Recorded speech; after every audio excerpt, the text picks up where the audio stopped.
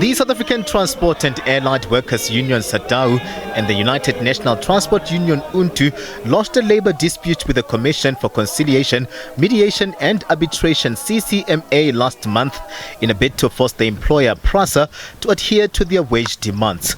This following a 7-month intense round of wage talks at the Passenger Rail Agency of South Africa that has concluded with a 5% salary increment.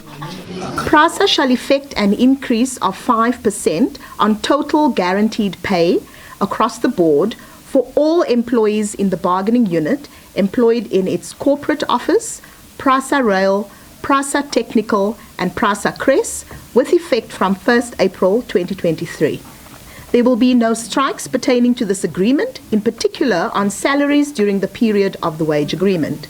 The back pay for April to November 2023 will be paid over a period of 6 months from January to June 2024. However, benefits such as medical aid, housing allowance and others were not met by the employer in the signed agreement, a process that does not sit well with the workers. Those issues are not off the hook yet, but remember this agreement is only for a period of 6 months. Next year, March, we are still negotiating with PRASA. We'll bring back those issues because we'll be having a longer time. The challenge that we have, it was for us to negotiate a short-term agreement. And this is what we have proposed to PRASA board and the PRASA group CEO to say, let us try to have a multi-year agreement that will accommodate the entire needs of workers. The agreement will be backdated to the 1st of April 2023 with a payment plan from the PRASA management. Workers say they will be closely looking at the agreement met, accusing the employer of previously reneging on signed agreements.